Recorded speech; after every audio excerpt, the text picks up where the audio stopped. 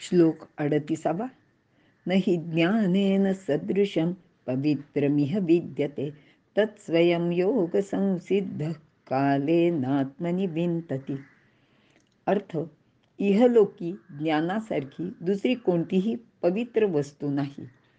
ते ज्ञान स्वतः योगाचे द्वारे उत्तम रीतीने सिद्ध झालेला मनुष्य योग्य समय आपल्या ठिकाणी प्राप्त करतो, असे भगवंत सांगत आहेत.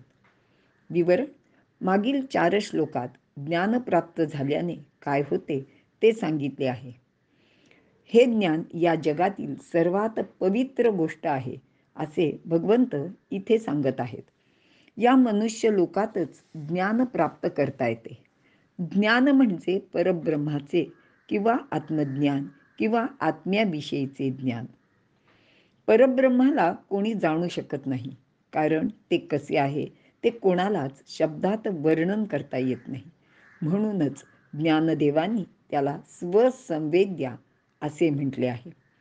ते स्वतःच स्वतःला जाणणारे आहे. परब्रह्म ज्ञानस्वरूप आहे. ते शुद्ध व पवित्र आहे. त्याचे इतके दुसरे कोणीही पवित्र आणि शुद्ध नाही. मात्र ते अनुभवजन्य असल्याने कोणी कोणाला देऊ शकत नाही, तर ते ज्याचे त्यानेच मिळवावे लागते. अगदी सद्गुरूंची कृपा झाली तर ते लवकर प्राप्त होते, पण सद्गुरू ते शिष्याला देत नाहीत, म्हणजे त्यांना ते देता येत नाही. ते अनुभवजन्य कसे, तर आपण अगदी आपले रोजचे व्यवहारातले साखरेचे उदाहरण बघून समजून घेऊया. साखर गोड आहे, ती पांढरी शुभ्र आहे, दाणेदार आहे, असे एखाद्याने वर्णन केले तर साखर ही गोष्ट कशी आहे ते कळले, त्याची माहिती पण मिळाली. पण ती गोड आहे म्हणजे नक्की कशी आहे हे कळण्यासाठी ती स्वतः खाऊन पाहावी लागते.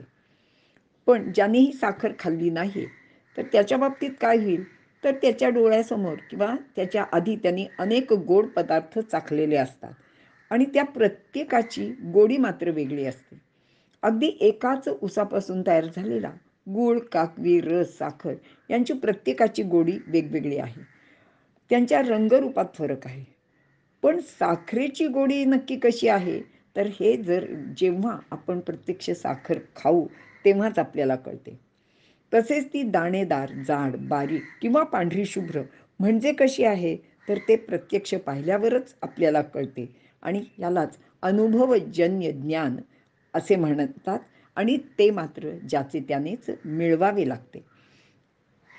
ज्ञान म्हणजे सर्व भूतमात्रात आत्म्याचा, भगवंताचा वास आहे आणि भूतमात्र परमेश्वरामध्ये स्थित आहेत याची अनुभूती घेणे, म्हणजेच वासुदेव सर्वमिती याचा प्रत्यक्ष अनुभव घेणे, म्हणजेच ज्ञान प्राप्त करणे.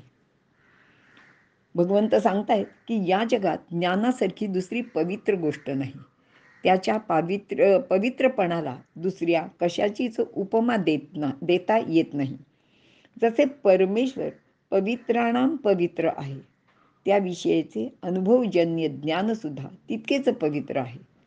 प्रपंचामध्ये लोक जी व्रते, उपवास, पूजा, तीर्थयात्रा या सर्व गोष्टी करतात, ती ज्ञान मिळवण्याची साधने आहेत. गंगेत स्नान करणे हे जीविताचे साध्य नाही, तर ज्ञानाचे साध्य प्राप्त करण्याचे ते एक साधन आहे. खरे तर या सर्व गोष्टींमुळे आत्मसंयमनापेक्षा इंद्रिय संयम व शरीराचे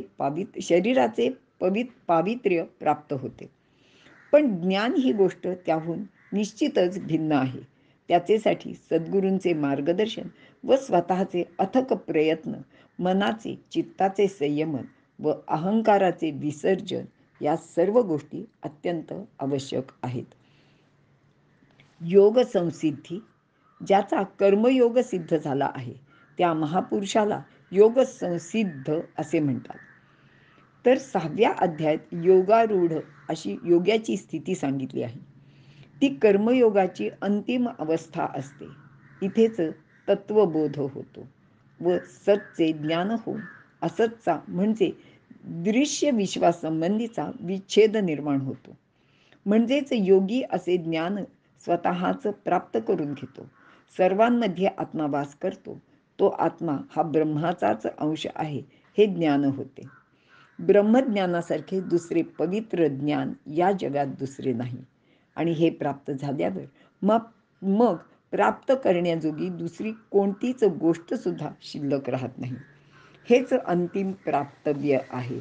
मात्र असे ज्ञान प्राप्त करणारे लोक संख्येने खूपच कमी असतात. ज्ञानदेव म्हणतात, पैगा मनुष्याच्या सहस्रधा माझी विपाईले याची दिवसा, तैसे या दिवसे करा बहुवसा माझी विरळा जाणे. म्हणजे या मार्गाने जाणारे अनेक लोक असतात, पण शेवटपर्यंत जाणारा अगदी एखादाच क्वचितच असतो, असे आपण लक्षात घ्यायला हवे. इथे थांबूया.